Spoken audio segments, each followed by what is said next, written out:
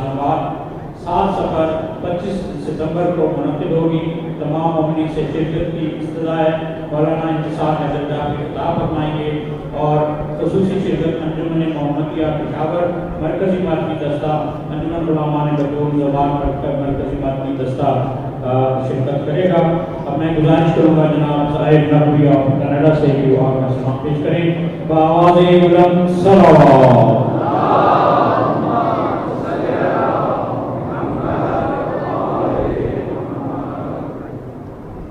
ہدیہ صلوات.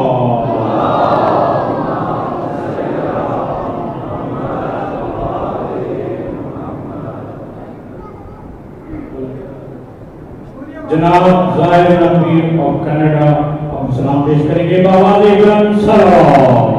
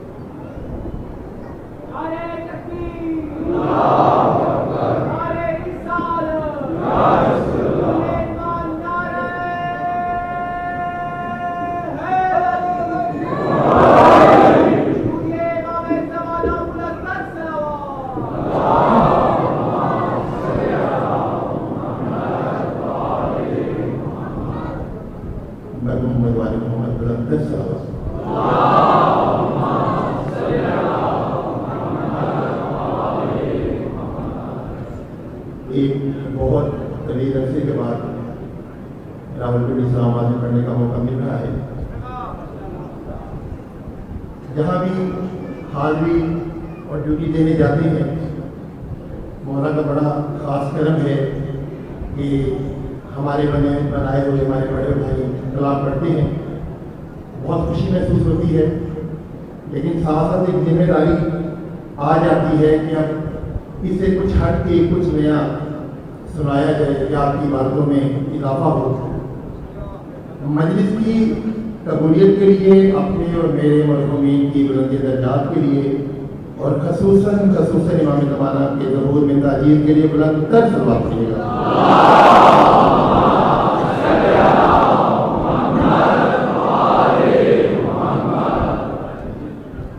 میں زیادہ باتیں نہیں کرتا ذکر کرتا ہوں تو اس لیے آپ کا وقت ضائع کیے بغیر 4 مصروں سے آغاز کروں گا.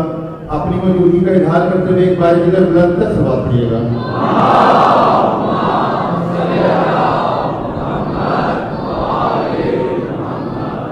کیا بتاؤں آپ کو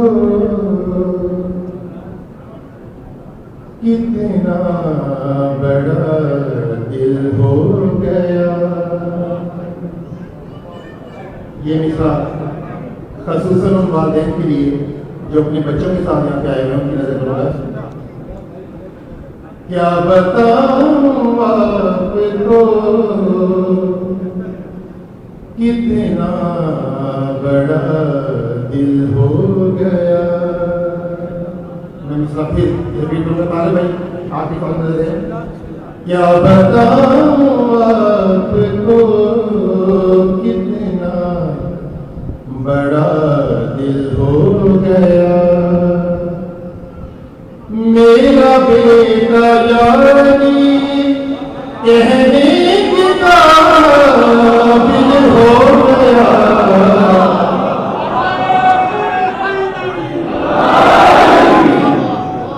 کیا بتاؤں آپ کو کتنا بڑا دل ہو گیا. میرا بیٹا یعنی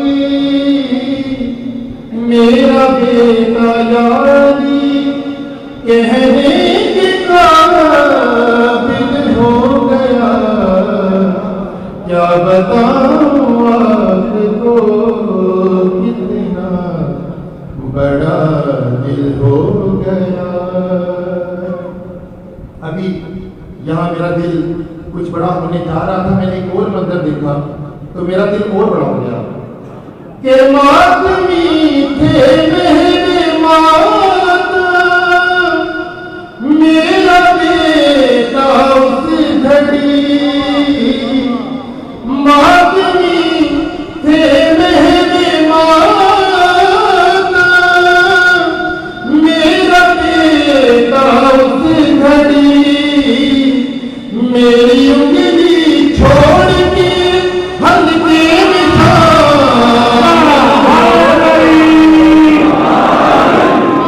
کیا بتاؤں آپ کو کتنا بڑا دل ہو گیا.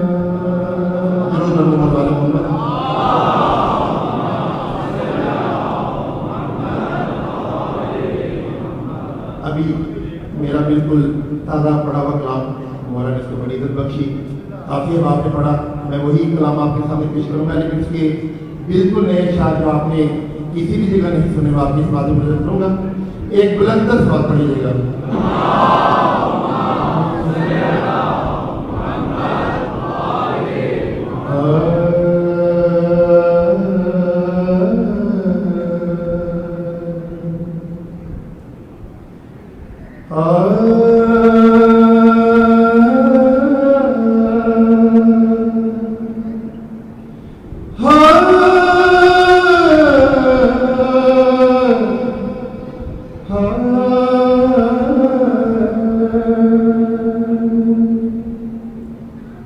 تیرے خیمے کا دیا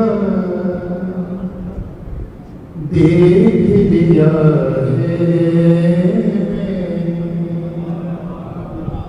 یہ مکمل لطیف ہے. دیکھ لیا ہے میں نے تیرے خیمے کا دیا دیکھ لیا ہے کتنی بے بس ہے ہوا دیکھ لیا ہے میں نے تیرے خیمے کا دیا دیکھ لیا ہے میں نے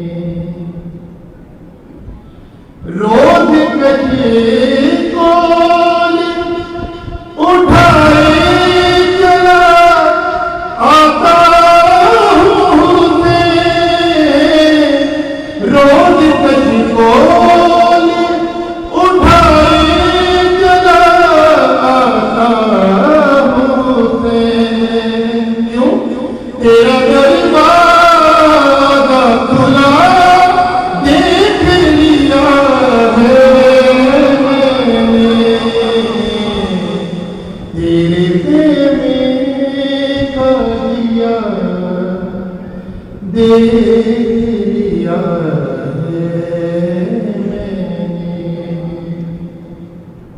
اور ہم لوگوں کا ایک اصول ہے ہم جب بھی کوئی نیا گھر بناتے ہیں کوئی نئی چیز خریدتے ہیں باہر بڑا بڑا لکھواتے ہیں پیشانی پر کہ ھذا من فضل ربی یہ جو بھی ہے میرے رب کا فضل ہے. میں نے اس سے ملتی جلتی تحریر پڑھی ہے ملتی جلتی لیکن کہاں پڑھی ہے وہ آپ کے سامنے پیش خدمت ہے کہ ھذا من فضل حسین ابن علی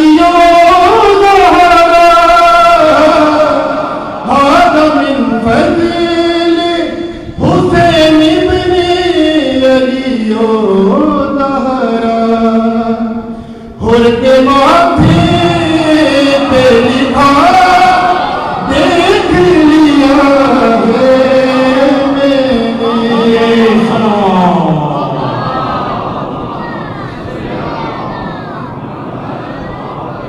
تیرے خیمے کا دیا دیکھ لیا ہے میں نے.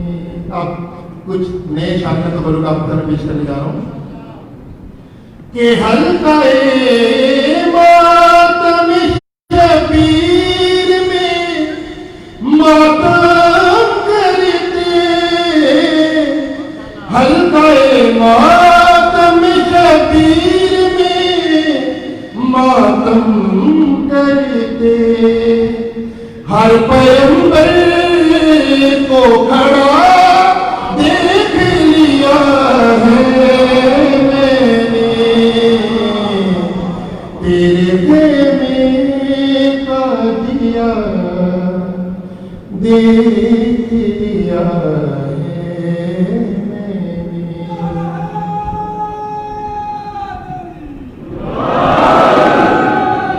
और इस शेर पे मैं देखूंगा कि इसकी ज़बान खामोश रहेगी। अगर ज़बान खामोश रही आप खुद जिम्मेदार होंगे उसके कि शहर के मिंबर से तबल्ला तबर्रा पढ़ के, शहर के मिंबर से तबल्ला तबर्रा पढ़ के, किससे ज़हरा है वफा देख लिया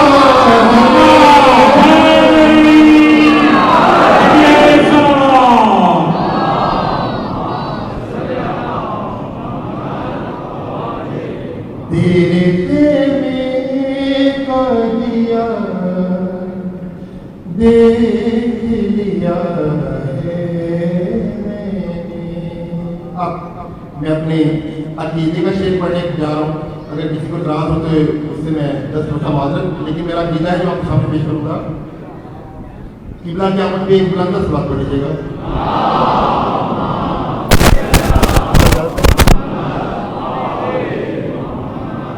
बारी देकर एक बुलंद सलात पढ़ लीजिएगा।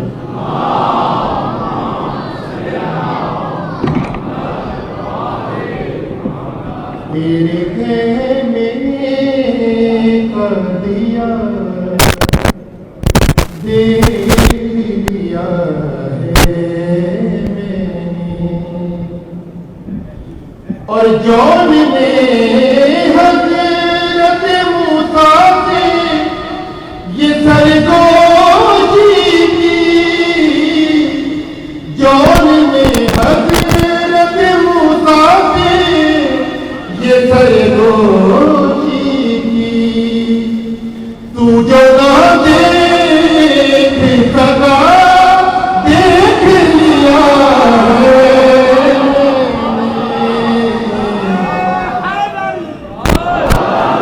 तेरे खेमे का दिया देख लिया है मैंने। और साहिब अफराद मेरे सामने मौजूद हैं। कायनात में मुसल्लम हकीकत है, कुछ चीज़ें हैं जो आंखों से नजर आती हैं, लेकिन कुछ चीज़ें हैं जो दिल से नजर आती हैं।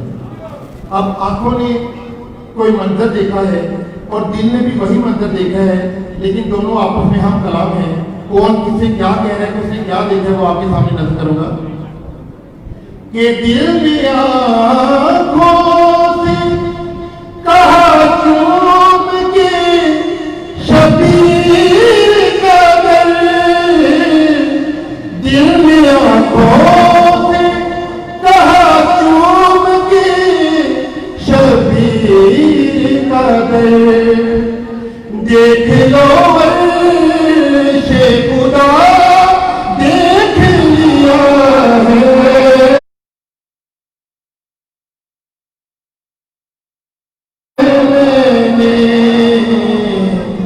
तेरे खेमे का दिया देख लिया है।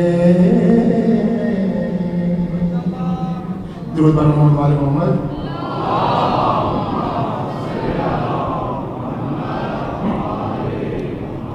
अब मुसाहिब के इरशाद से पहले मुझे बानियान की तरफ से और काफ़ी अफराद की तरफ से एक कलाम का हुक्म है, उसके चंद इशारा आपके सामने पेश करूंगा और फिर मुसाहिब की हाजिरी और अपनी वीडियो मुकम्मल। एक बुलंद सलात पढ़ लीजिएगा।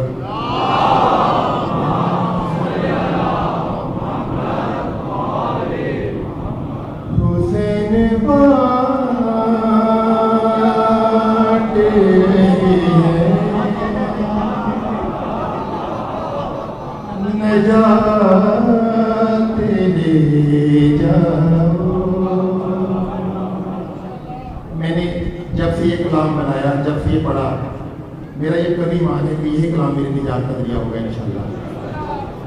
حسین بانٹ رہے ہیں نجات لے جاؤ، بہائش جہاں کائنات لے جاؤ، حسین بانٹ رہے ہیں نجات لے جاؤ۔ یہ کربلا ہے، یہ معجزے نما کی بستی ہے،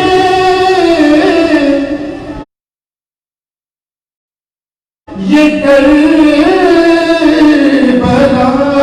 ہے، یہ معجزے نما کی بستی ہے، کفن میں اس کے لپے تو حیات لے جاؤ، حسین بانٹ رہے ہیں نجات لے جاؤ۔ اور ایک بہت مشہور حدیث ہے کہ حسن اور حسین جوانان جنت کے سردار ہیں۔ یہ جو ہمارے دوسرے بھائی ہیں انہوں نے یہ حدیث پڑھ تو رکھی ہے لیکن شاید تسلیم نہیں کی، لیکن ایک دن ایسا آئے گا کہ وہ یہ حدیث تسلیم کریں گے، لیکن اس ضمن میں تسلیم کریں گے وہ آپ کے سامنے پیش کروں گا کہ کہیں گے ماتمی حلقوں سے لوگ محشر میں، کہیں گے ماتمی حلقوں سے لوگ محشر میں، ہمیں حسین کی جنت میں ساتھ لے جاؤ، حسین بانٹ رہے ہیں نجات لے جاؤ، اور نجات دے نہ سکیں گے فقط یہ صوم و صلاۃ۔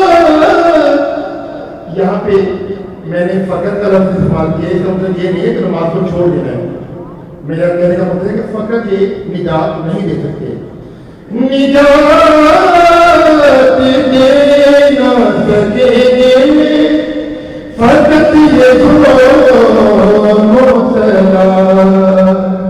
کہا نہیں تھا کہ ماتم بھی ساتھ لے جاؤ، حسین بانٹ رہے ہیں نجات لے جاؤ۔ اور جیسے میں نے پچھلے کلام میں کہا تھا کہ کوئی زبان خالی نہیں رہنی چاہیے، اس شعر پہ اب زبان کو خالی نہیں رہنی چاہیے، کیونکہ یہ میں شعر قرآن کے آیت کے مطابق پڑھنے جا رہا ہوں کہ کہیں گا حسین خالق علی کے منکر سے، کہیں گا حسین خالق علی کے منکر سے، اٹھاؤ اپنے یہ صوم و صلاۃ لے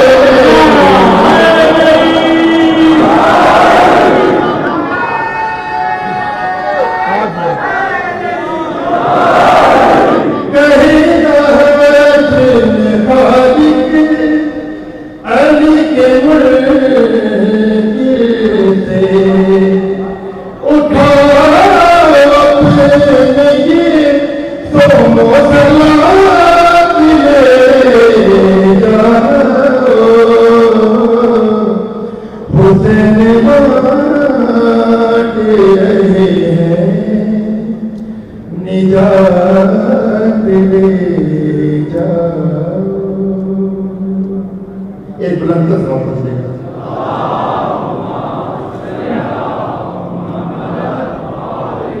مومنین آپ سے گزارش ہے تھوڑا سا آگے آ جائیں, پیچھے بہت پبلک باہر انتظار کر رہی ہے کہ جگہ مل جائے, تو آپ سے گزارش ہے تھوڑا سا آگے آ جائیں درود پڑھتے ہوئے ہدیہ صلوات.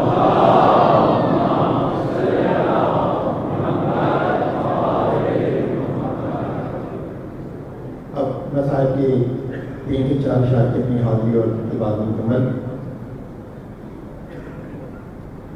چند دن گزرے ہیں 10 محرم کو. اب اس کے بعد جو حالات ہیں میں اسی تسلسل میں صرف 3 سے 4 اشارات کی سماعت گزر کروں گا. کسی ایک آنکھ سے ایک آنسو بھی نکل آیا تو ہم سب کی بات انشاءاللہ مکمل ہو جائے گی.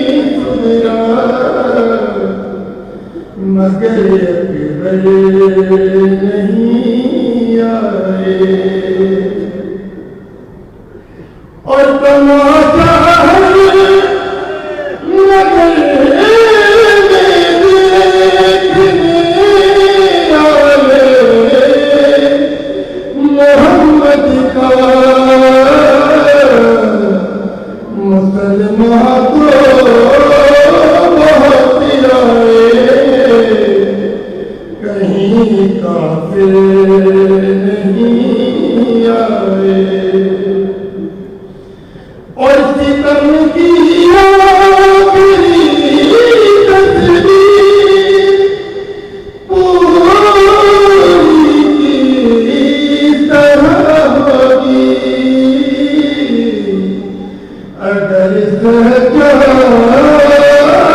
کی زنجیر میں باقی نہیں آئے. اور مکتے میں آپ کی خاصت ہو جو کہ زبان صاحب میں اکبر سکینہ اس کو کہتے ہیں. رہا ہو کر بھی جو زندان سے باہر نہیں آئے. پڑی ہے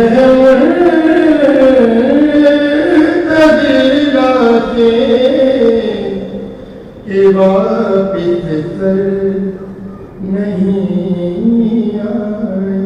ماشاءاللہ مومنین پرنم آنکھوں کے ساتھ سورہ فاتحہ اور 3 مرتبہ سورہ اخلاص پڑھ کر تمام ملت شہدائے جعفریہ اور خصوصی طور پر سید علی راغب نقوی، سید ابن طالب نقوی، اقبال حسین شہید، سیدہ دلشاد فاطمہ شہید، سیدہ اشرف جہاں، صفیہ بیگم، محمد حسین وقت علی حسین رضوی، رضیہ بیگم وقت سید کبیر علی، سردار حسین آفتاب علی، ریاض فاطمہ بنت مظاہر حسین کے لیے اور اپنے اپنے مرحومین کو ذہن میں رکھتے ہوئے تلاوت کریں.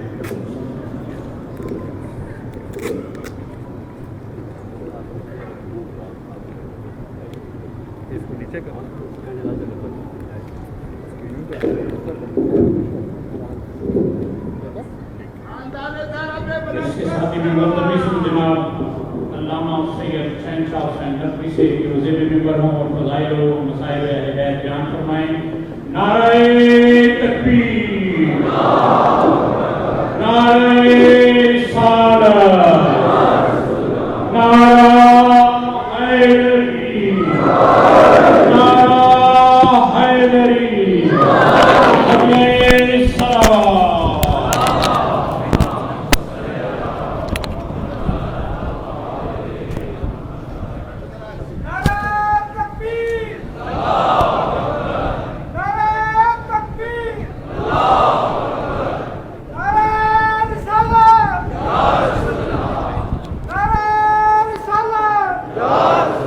طرف سے لاؤ سر.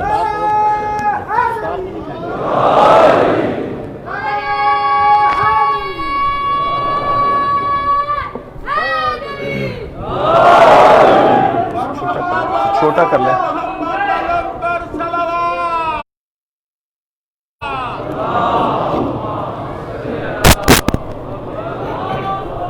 تھوڑا سا ساؤنڈ تھوڑا بڑھائیے گا.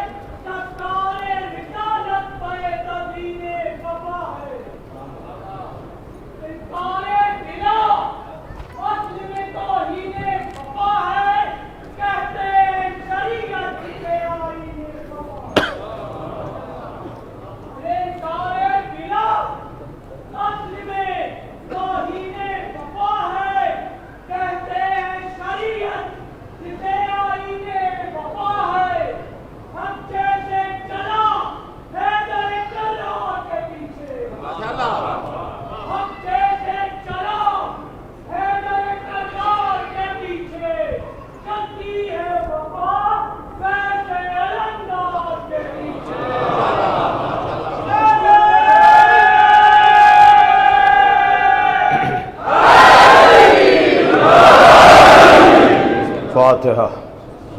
بسم اللہ الرحمن الرحیم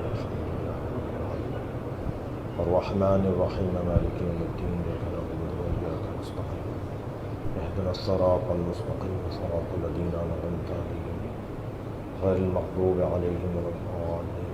صلی علی محمد و آل بیت محمد بلند پر صلوات.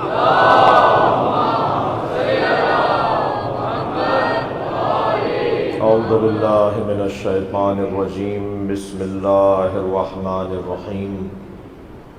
الحمد للہ الذی لا یبلغ مدحتہ القائلون ولا يحصي نعماءه العادون ولا يؤدي حقه المجتهدون الذي ليس لصفته حد محدود ولا نعت موجود ولا وقت معدود ولا أجل ممدود فطر الخلائق بقدرته ونشر الرياح برحمته الصلاة والسلام على الرسول المسدد المصطفى الأمجد المحمود الأحمد سيدنا ومولانا ومولى الكونين جد الحسن والحسين معاني أبا القاسم محمد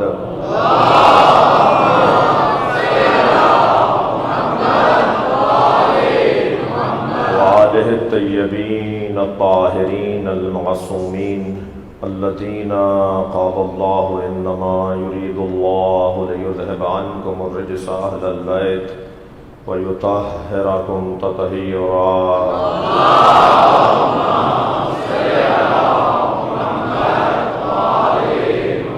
ولعنة الله على أعدائهم أجمعين من يوم عداوتهم إلى قيام يوم الدين. أما بعد، قال الحكيم في قرآن الكريم: بسم الله الرحمن الرحيم. فمن حاجك فيه من بعد ما جاءك من العلم فقل تعالوا ندعو أبناءنا وأبناءكم ونساءنا ونساءكم وأنفسنا وأنفسكم ثم نبتهل فنجعل لعنة الله على الكاذبين. صلوات.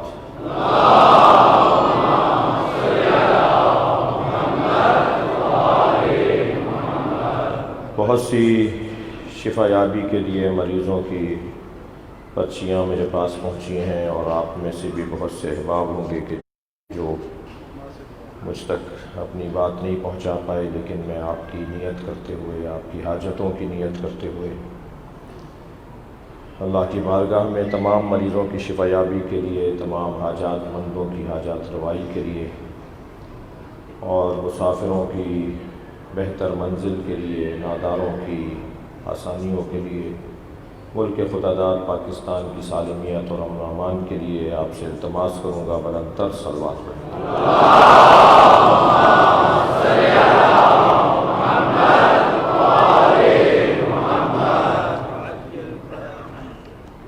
التماس کروں گا ایک مرتبہ پھر جناب شبیر بھٹو کی بہت چھوٹی سی بچی ہاسپٹل میں ہے، جناب سید محب اسد صاحب اور ان کے اہل خانہ، ایک بچی اسما بینائی کا اسے فقدان ہے، وہ بینائی سے دور ہے، اور اسی طرح جو خاص حاجتیں ہیں ان کی برابری کے لیے بھی بلند تر صلوات ہیں۔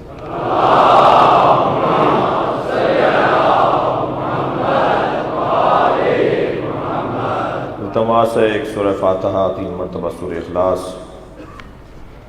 مرحومہ مغفورہ سیدہ رفعت ہاشمی، مرحوم سید اشرف ہاشمی، والدین سید شمون ہاشمی کے لیے، اور سید علی راغب نقوی ابن سید ابو طالب نقوی، اقبال حسین شہید، سیدہ دلشاد فاطمہ شہید، سیدہ اشرف جہاں صفیہ بیگم، محمد حسین رضوی ابن علی حسین رضوی، رضیہ بیگم بنت سید کبیر علی، اور آپ کے ذہنوں میں آپ کے عزیز و قارب مرحومین کے لیے، شہدائے ملت کے لیے، شہدائے پاک افواج کے لیے، رینجرز پولیس اہلکار جو وطن کی حفاظت میں شہید ہوئے، اور یہ جو نام میں نے آپ کے سامنے دیے، شہدائے میلاد راولپنڈی، اسی طرح سانحات گزرے ہیں پاکستان میں، ان تمام شہداء کو، اور یہ جو نام میں نے دیا آپ کے سامنے، ان سب کے لیے ایک سورہ فاتحہ تلاوت کریں۔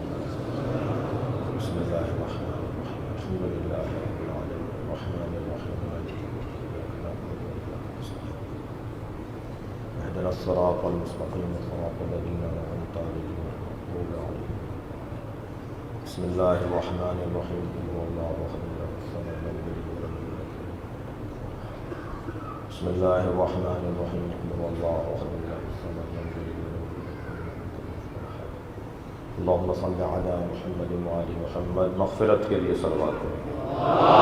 اللہم صل علی محمد وعلی मजालिस में जो उलमाए किराम और मोमिनीन गुज़िश्ता दिनों में भी शरीक रहे, आज भी हज़रत अल्लामा मोहम्मद हुसैन मुबल्लिग़ सियाब अल्लामा जाफ़र हज़ालवी साहब जो बैनुल मज़ाहिब अमल कमेटी पाकिस्तान के वाइस चेयरमैन भी हैं, इसी तरह हमारी सियासी शख्सियात तशरीफ़ फरमाएँ। आप तमाम तर मोमिनीन की हिफाजत के लिए और रिज़्क़ में इज़्ज़त में इजाफ़े के लिए ये जो बच्चे शौक़ ज़ौक़ से और इंतहाई लगन से मजलिस में आके बैठ रहे हैं, जो बहनें हमारी गोदों में बच्चों को लेकर आई हैं, ये जो व्हील चेयरों पर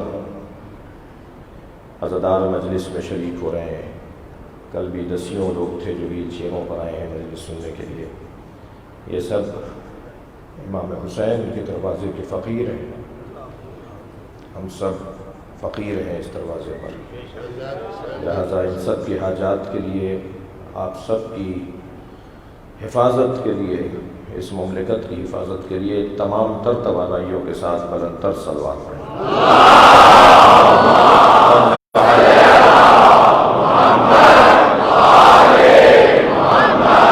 सूरह मुबारक आले इमरान की 61वीं आयत।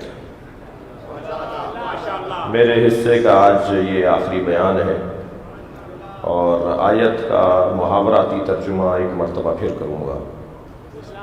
फमन हाज्जका फीहे मिन बाद मा जाअका मिनल इल्म, बस जो इल्म आ जाने के बाद भी ज़िद्दियत करे, कटहुज्जती करे, बहस करे, गुरेज करे, तस्लीम न करे, बात न माने, फिर मेरे हबीब उनसे कह दो। कायदा सबके लिए है, शान नुज़ूल सिर्फ ईसाई है। ये कायदा सबके लिए है कि जो भी कटहुज्जती करेगा, जो भी बहस और मुबाहिसा करेगा, उसके लिए फिर मुनाजरे में जो दलील न माने फिर उससे मुबाहिला होगा। शान नुज़ूल में मसीही थे लेकिन कायदा सबके लिए है। तो मैं इसी पहले मरहले पे कह दूं कि पाकिस्तान में जो हमसे इस वक्त बहस रहे हैं, या वो दलील लेकर आए या मुबाहिले के लिए तैयार हो जाए।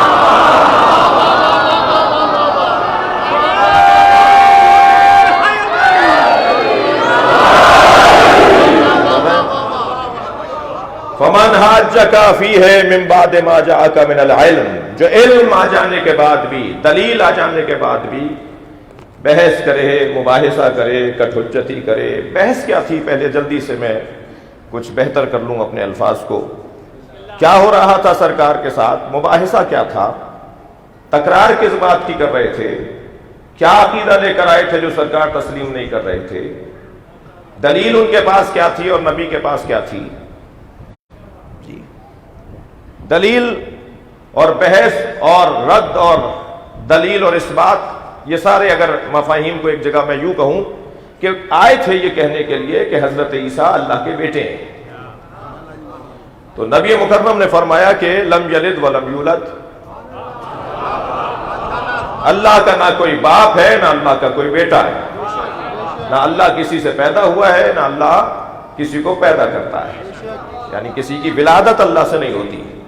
यही मैं अपने दोस्तों के लिए लफ्ज़ कहूं कि अल्लाह खालिक है, वालिद नहीं है। खालिक होना और है, वालिद होना और है। जिस कंपनी ने इस माइक को बनाया है वो इसका खालिक है, मगर वालिद नहीं है। वालिद के लिए वलद जुज होता है, उसी की जिन्स से होता है, उसके मुशाबे होता है, उसकी तमसील होता है। ये मुहावरा सिर्फ उर्दू में नहीं है, अरबी में भी है कि बेटा बाप का जुज होता है। जो जुज में तब्दील हो जाए वो मोहताज होता है, और जो मोहताज हो वो समद नहीं होता, और जो समद ना हो वो अल्लाह नहीं होता। बेटा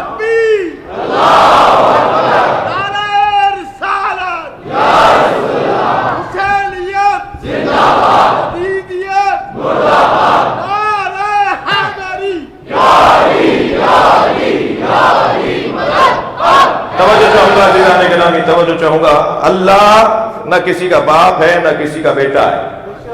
बहस ये थी मसीहियों के साथ, नसाराए नजरान के साथ, उसकुफों के साथ بحث یہ تھی، پادریوں کے ساتھ بحث یہ تھی کہ حضرت عیسیٰ اللہ کے بیٹے ہیں. نبی نے رد کیا کہ حضرت عیسیٰ اللہ کے بیٹے نہیں ہیں، اس لیے کہ والد جو ہے اس سے ولد خارج ہوتا ہے. اچھا، تو معمولاً کیا حقیقتاً یہی ہے کہ بچہ تو والدہ سے آتا ہے، والد سے تو نہیں آتا، پھر والد کو والد کیوں کہتے ہیں؟ جس سے کوئی چیز جن کر باہر آئے، جس سے نکل کر باہر آئے، جس کا جز ہو اور باہر آ جائے، اس کا حصہ ہو اور باہر آ جائے، اسے کہتے ہیں ولد. جس سے باہر نکل رہی ہے، اگر مذکر ہے تو والد، مؤنث ہے تو والدہ. تو کسی والد سے کوئی بچہ آتا ہے دنیا میں؟ نہیں آتا. تو محاورتاً ہی کہا جاتا ہے نا، ماں ہے والد والدہ، والد تو والد بھی نہیں ہے.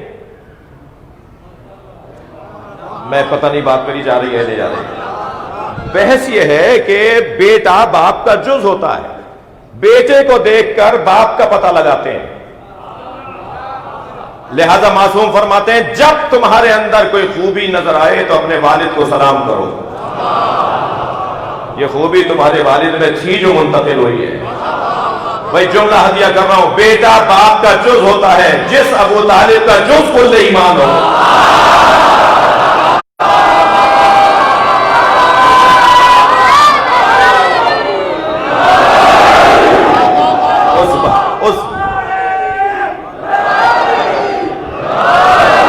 ابو طالب کا ایمان کس درجے پر ہوگا؟ بھائی میرا عنوان عظمت ابو طالب بیان کرنا آج نہیں تھا، مگر والد اور ولد کی بات کر رہا ہوں. مکے میں تو گدھے گھوڑے بھی رہتے تھے اور ایسے پکے ڈھیٹ مشرک رہتے تھے کہ سرکار کو مکہ چھوڑنا پڑ گیا. سرکار دو جان ہجرت فرمائی تو اللہ اگر قرآن مجید میں مکے کی قسم کھا رہا ہے، لَأُقْسِمُ هَذَا الْبَلَدِ، مجھے قسم ہے اس بلد کی، اس شہر کی. تو اس شہر کا کون سا کمال ہے؟ اس شہر کا تو حال یہ ہے کہ اس میں سختی اتنی پائی جاتی ہے کہ یہ انسان دکھائی دیتے ہیں، حقیقت میں پتھر ہوتے ہیں. اس سختی والا شہر، ایسی سختی والا شہر، اللہ قسم کیوں کھا رہا ہے قرآن مجید میں سورہ بلد کے اندر؟ لَأُقْسِمُ هَذَا الْبَلَدِ، مجھے قسم ہے اس شہر کی. فوراً اللہ نے ہماری الجھن دور کر دی. انت حلم بہذا البلد، میں اس شہر کی قسم اس لیے کھا رہا ہوں اے مصطفیٰ تم اس میں رہتے ہو. یعنی اگر جملہ سنیں گے، یعنی اگر مصطفیٰ کسی شہر میں رہے تو وہ شہر قابل قسم پروردگار ہو جائے، اور مصطفیٰ جس کی گود میں پلے ہو.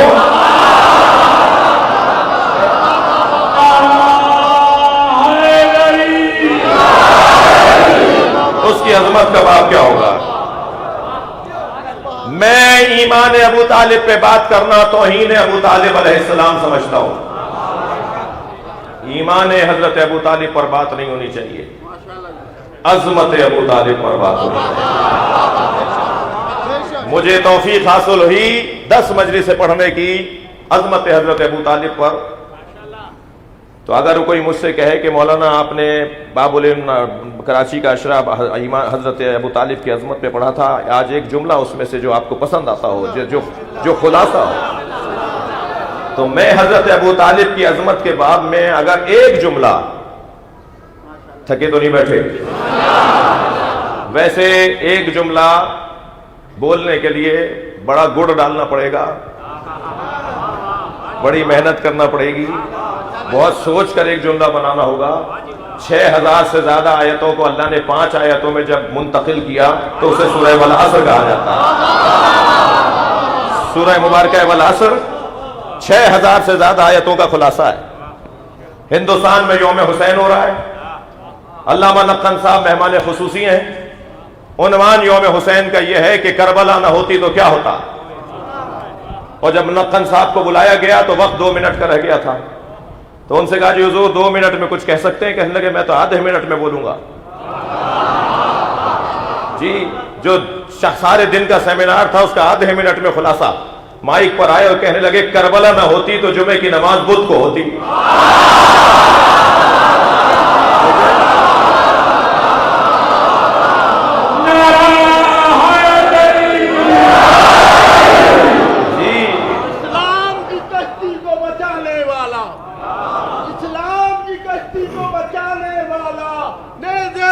قرآن سنا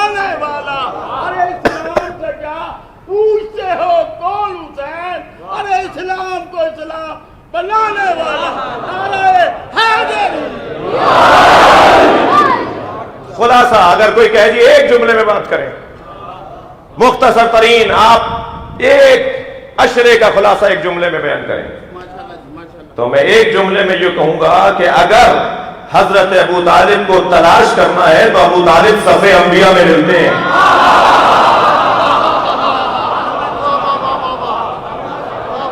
यहशुरु अबू तालिब यौमल क़यामा बिसीमाइल अंबिया वज़िल मुलूक, ये मौला अली का फरमान है। मेरे बाबा अबू तालिब को महशर में लाया जाएगा अंबिया की शक्ल में, बादशाहों की शान के साथ।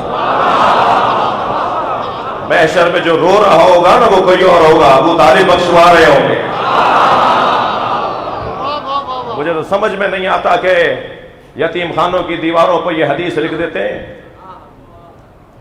अना व काफिलुल यतीम का हातैन फिल जन्ना। नबी फरमा रहे हैं कि मैं और यतीम पालने वाला जन्नत में इन 2 उंगलियों की तरह साथ रहेंगे। सरकार का फरमान, अना व काफिलुल यतीम का हातैन ऐसे, का हातैन ऐसे, का हातैन फिल जन्ना, जन्नत में मैं और यतीम पालने वाला इन 2 उंगलियों की तरह साथ रहेंगे। जो उम्मत का यतीम पाले वो नबी के साथ हो, और जो खुद मुस्तफा यतीम पाले सलवात पढ़ेंगे मोहम्मद व आली मोहम्मद।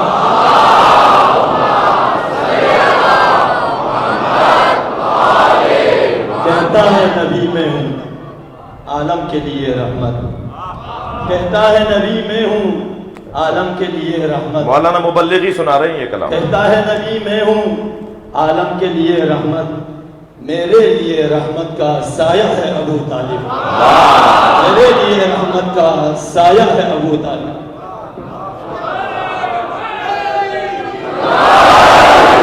माशाअल्लाह, तवज्जो है बात की, बात आगे बढ़े। व अंत हिल्लुम बिहादल बलद, ऐ मुस्तफा इस मक्के की कसम इसलिए कि तुम इसमें रहते हो। व वालिदिन व मा वलद, कसम है एक वालिद की और एक वलद की। नबी, अल्लाह ने नबी की कसम, मक्के की कसम खाई क्योंकि नबी उसमें रहते हैं, और अल्लाह ने मक्के की कसम खाई इसलिए कि एक वालिद और वलद भी वहां रहता है। अल्लाहु अकबर। अच्छा, ये तो एक मुश्किल है ना, जहां अजमत अहले बैत की बात आएगी वहां इल्मी कोशिशें तमाम तर सर्फ की जाएंगी कि किसी तरह कोई एक इशारा मिल जाए अहले बैत से हटकर, तो उसमें वो डाल दिया जाए। जी, वफदैना हो बिज़िब्हिन अज़ीम, सूरह साफ़ात। इन्ना हाज़ा लहुवल बलाउल मुबीन, सलामुन अला इब्राहीम वफदैना हो बिज़िब्हिन अज़ीम, ये 3 आयतें। और हमने इब्राहीम की कुर्बानी को एक बड़ी कुर्बानी पर मौखर कर दिया, एक ज़िब्ह अज़ीम से बदल दिया। तो कहने लगे ये ज़िब्ह अज़ीम से मुराद जन्नत का वो दुम्बा है जो वहां की घास खा खा के इतना मोटा हो गया था कि वो अजीमुल जुस्सा हो गया था। तो कुरान ने उसे अजीम कहकर हजरत इस्माइल की जगह बदल दिया। अली को छोड़कर अगर किसी को मानोगे तो शर्मिंदा हो जाओगे।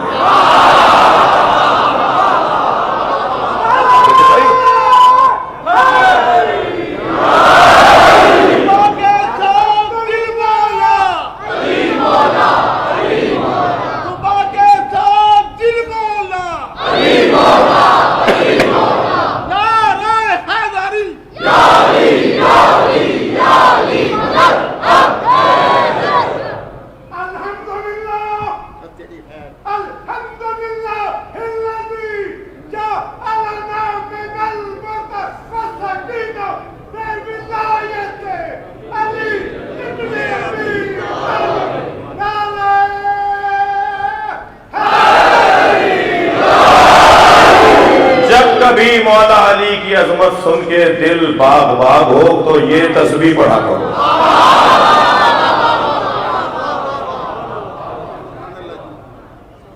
करम अल्लाह ही का है।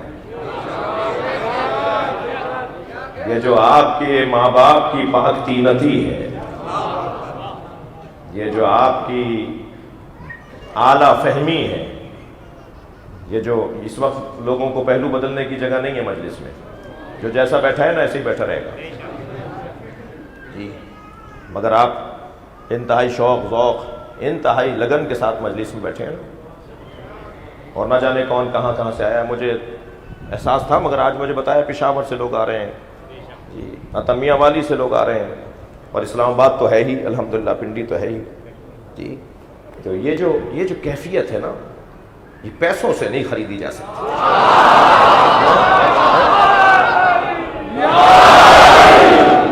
اس کی کوئی قیمت نہیں ہے. دنیا کے سیاسی لوگ جب جلسہ کرتے ہیں نا، تجربے کار لوگ بیٹھے ہوئے ہیں، تو انہیں بڑے جتن کرنے پڑتے ہیں اس سے آدھا مجمع جمع کرنے کے لیے، لیکن آپ کو بلانے کے لیے صرف بتایا گیا ہے کہ مجلس ہو رہی ہے، کوئی مقایسہ ہی نہیں ہے. میں نے یہ ذکر کر دیا جوڑ کر، یہ بھی میں نے میرے حساب سے بے ادبی کر گیا. کوئی مقایسہ نہیں ہے اس اجتماع کا کسی اور اجتماع سے، اور بس ہمارا مطلب یہ ہے، ہم مجلس ہی اس لیے کر رہے ہیں، ہم 1400 سال سے مجلس اس لیے کر رہے ہیں کہ ایک ہی جملہ جو بولتے ہیں وہ سمجھ لیں. ہر جگہ ایک ہی آواز کے میرٹ پہ تقرریاں ہونی چاہیے، میرٹ پہ تبادلے ہونے چاہیے، میرٹ پہ پارٹی ٹکٹس ملنے چاہیے. ہم بھی تو یہی کہہ رہے ہیں کہ نبی کے بعد میرٹ پہ ماننا چاہیے.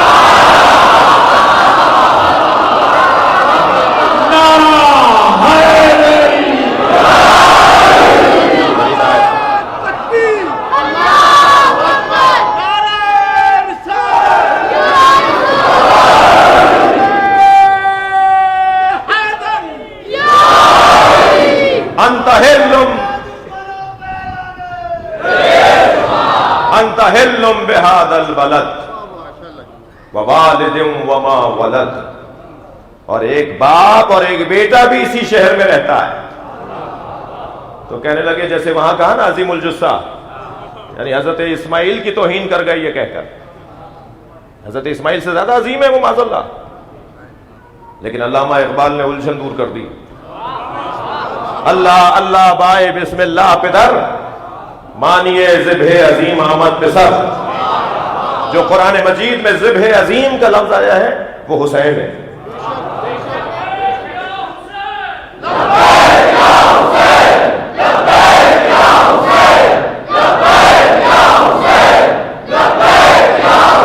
بلندر صلوات پڑھیں گے محمد والے.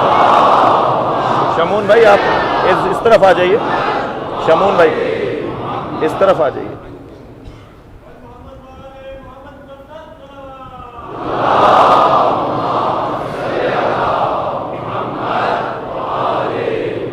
اس سے بہتر صلوات.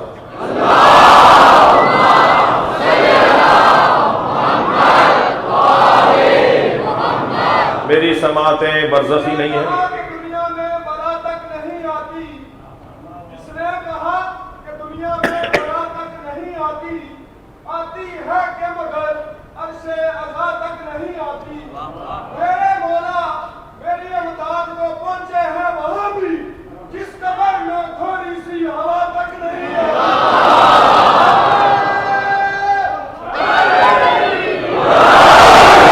انت حلم بہذا البلد ووالد وما ولد.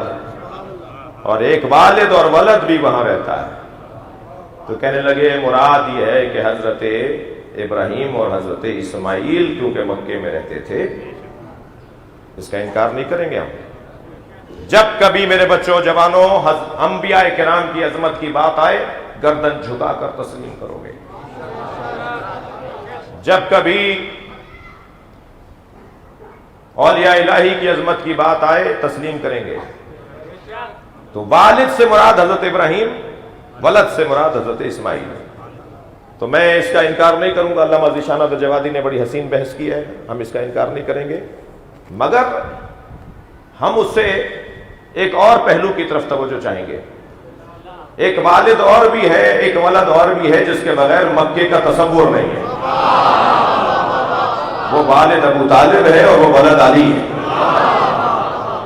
اگر ہم حضرت ابراہیم بھی مراد لیں، تفسیر ہے، غور کر رہے ہیں، کسی کا انکار اور اقرار نہیں ہے، تفسیر پر غور ہو رہی ہے۔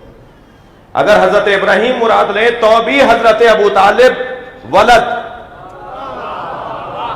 بھائی میں جملہ کہوں گا، تب بھی ابو طالب علیہ السلام کی عظمت پہ کوئی فرق نہیں آئے گا۔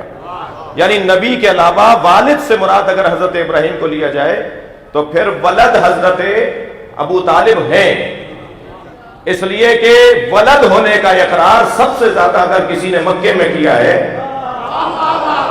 اور لفظ بہتر کرتا ہوں، ولد ابراہیم ہونے کا اگر اقرار کسی نے مکے میں کیا ہے تو حضرت ابو طالب نے کیا ہے۔ مجھے تو سمجھ میں نہیں آتا کہ مسجد میں جاتے ہیں تو درود ابراہیمی پڑھتے ہیں اللہم صلی علی محمد وآل محمد وسلم علی محمد وآل محمد وبارک علی محمد وآل محمد ورحم محمد وآل محمد کافضل ما صلیت وترحمت علی ابراہیم وعلی آل ابراہیم انک حمید مجید۔ جی درود ابراہیمی پڑھتے ہیں کہ ابراہیم اور آل ابراہیم پر بھی صلوات ہو۔ مسجد میں درود ابراہیمی پڑھتے ہیں، باہر جا کے کہتے ہیں ابو طالب کافر تھے۔ سب سے زیادہ حضرت ابو طالب نے اس جملے کو دہرایا ہے، الحمدللہ الذی جعلنا من ذریۃ ابراہیم، حمد ہے اس اللہ کی کہ جس نے ہمیں ابراہیم کی اولاد بنایا ہے۔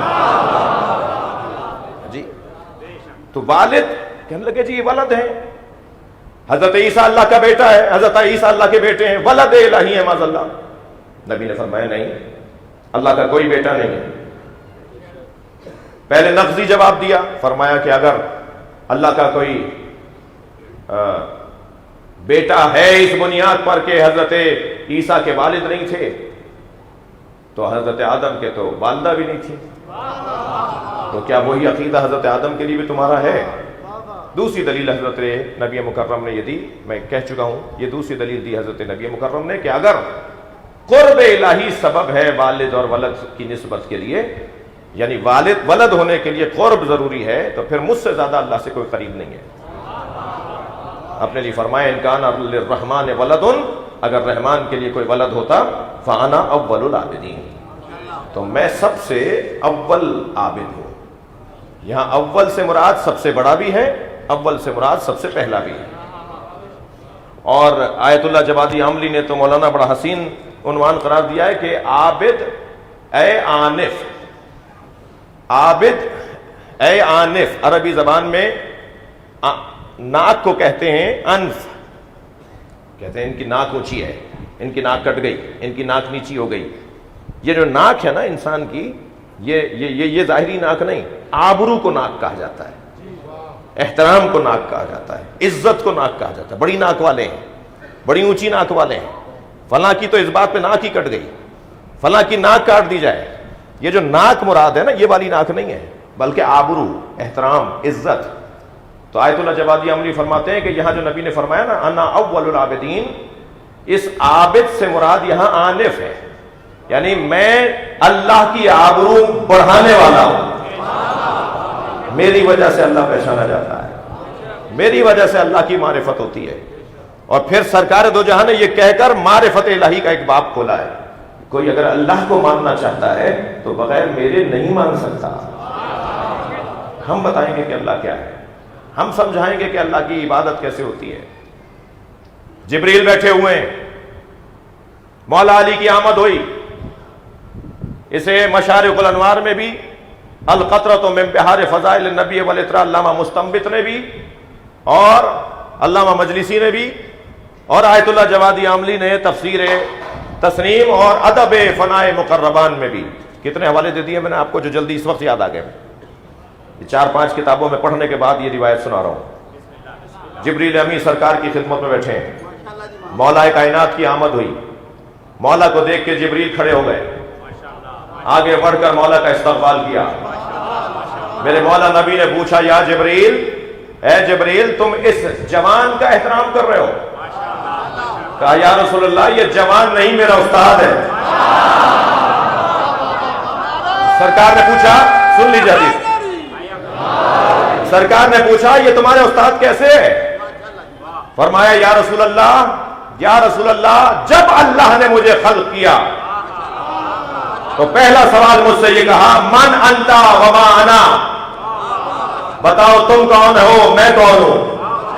تو فبہتل، میں مبہوت ہو گیا، میرے پاس جواب نہیں تھا. تو یہ جوان باہر آیا اور اس نے مجھے کہا گھبراؤ نہیں، کہہ دو انا عبد ذلیل وانت رب جلیل.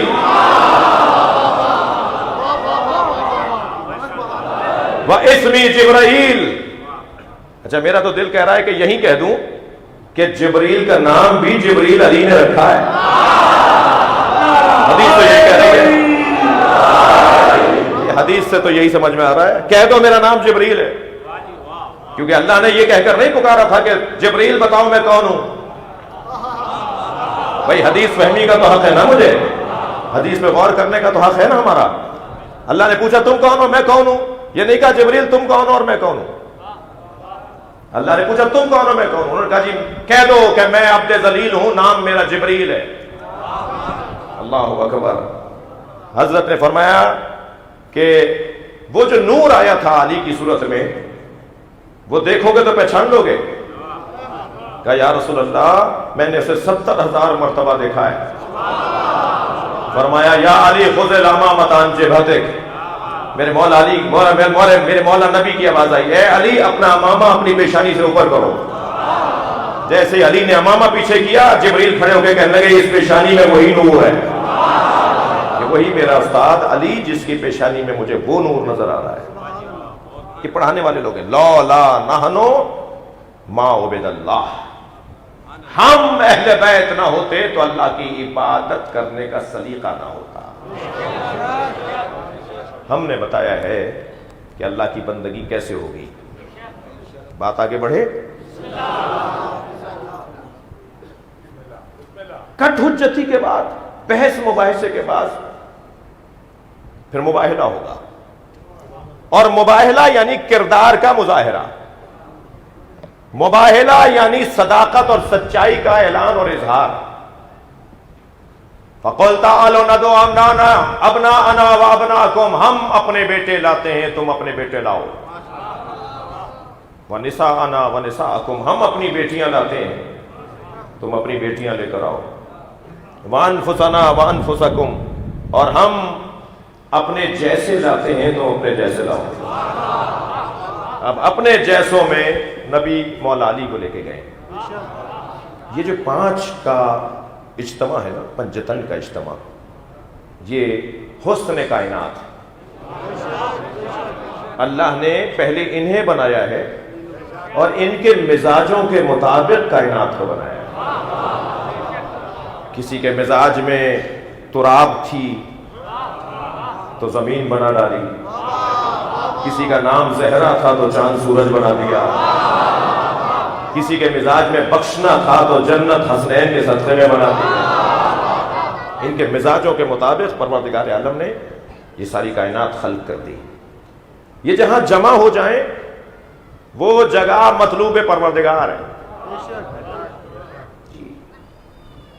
جب سرکار کہہ کر آ گئے نا کہ کل میں اپنے بیٹوں کو لاؤں گا تم اپنے بیٹوں کو، تو گھر میں آ کر کہا ایتینی بالکساء الیمنی، اے فاطمہ مجھے چادر یمنی لا کر دے دو. بڑا گہرا درد ہے مباہلے کا حدیث قصہ کے ساتھ، آئے تطہیر کا آئے مباہلے کے ساتھ بڑا گہرا ربط ہے. وہاں کہہ کر آئے، گھر میں آ کے چادر مانگی، جناب زہرا نے چادر دے دی. سرکار چادر لے کر کیوں؟ انی اجد فی بدنی ضعفا، میں اپنے بدن میں ضعف محسوس کر رہا ہوں. کچھ دیر بعد امام حسن آئے، اماں مجھے نانا کی خوشبو آ رہی ہے. کیا خوشبو ہے جو حسن ہی سوکھ سکتے ہیں. بی بی نے فرمایا تمہارے نانا چادر کے نیچے ہیں. فرما دیتی نا کہ نانا آرام کر رہے ہیں، آرام کرنے آئے نا. بی بی نے جانے دیا. مولا حسن نے بھی جا کے سلام کیا اور کہا نانا چادر میں آ جاؤں، اور نبی نے چادر میں لے لیا. کچھ ہی دیر بعد امام حسین آئے، اماں نانا کی خوشبو آ رہی ہے. کہ تمہارے نانا تمہارے بھائی حسن کے ساتھ چادر میں ہے. قریب جا کے نانا کو سلام کیا، نانا میں بھی آ جاؤں. نانا نے حسین کو بھی اپنی چادر میں لے لیا. کچھ دیر بعد اچھا فرض محال تو فرض کیا جا سکتا ہے نا، حسنین معاذ اللہ بچے تھے. مولا علی آئے، میں نبی کی خوشبو محسوس کر رہا ہوں. جناب زہرا نے نہیں فرمایا آرام کر رہے ہیں. قریب گئے, میں چادر میں آ جاؤں. نبی نے چادر میں مولا علی کو بھی لے لیا. فرض محال فرض, معاذ اللہ مولا علی کو نہیں پتا تھا, معاذ اللہ. جی جناب زہرا کو تو معلوم ہے نا کہ چادر میں کیوں گئے. خدا کے کہنے لگی میں بھی چادر میں آ جاؤں, اور چادر میں نبی نے لیا. اب نقن صاحب کا جملہ ہدیہ کر رہا ہوں. نقن صاحب فرماتے ہیں اینٹوں کے گھر میں نبی نے چادر کا گھر بنایا. وہ جو اینٹوں کے گھر میں تھے وہ اہل بیت نبی تھے, جو چادر کے گھر میں تھے وہ اہل بیت نبوت.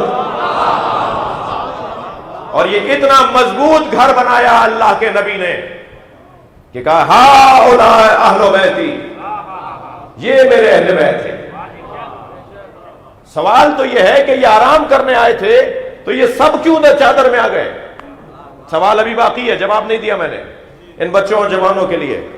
چادر میں کیوں آ گئے جبکہ وہ آرام کرنے آئے تھے؟ سرکار نے کیوں لے لیا چادر میں سارے اپنے گھر کے بچوں کو اور اپنی دختر کو اور مولا علی کو؟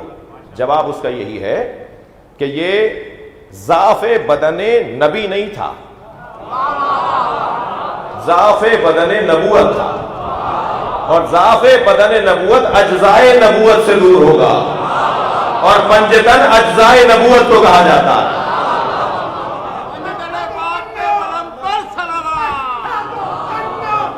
جی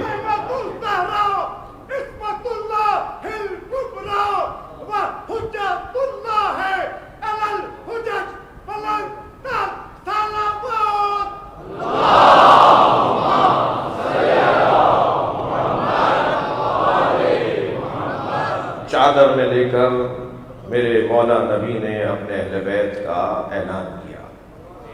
فوراً آیت نازل ہوئی انما یرید اللہ لیذھب عنکم الرجس اہل البیت ویطہرکم تطہیرا.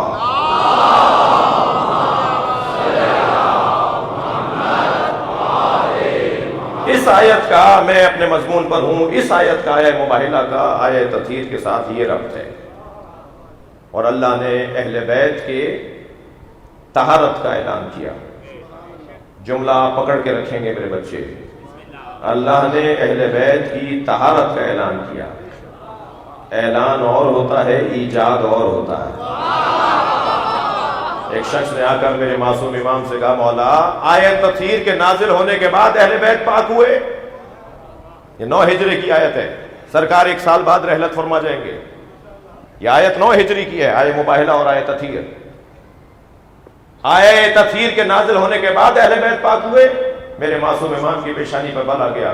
حضرت نے فرمایا یہ سوال تم نے کیسے کر دیا؟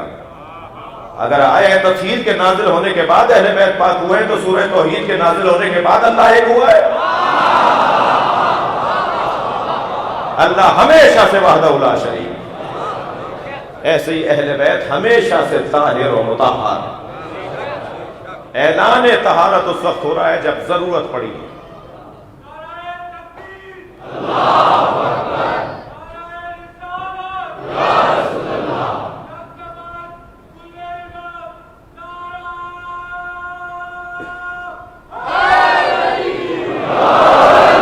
قرآن مجید سورہ مبارکہ نور کی آیہ کریمہ, بیت کا گھر بات کی ہے میں نے, اہل بیت کی بات کی ہے, بیت کی بات ہو رہی ہے.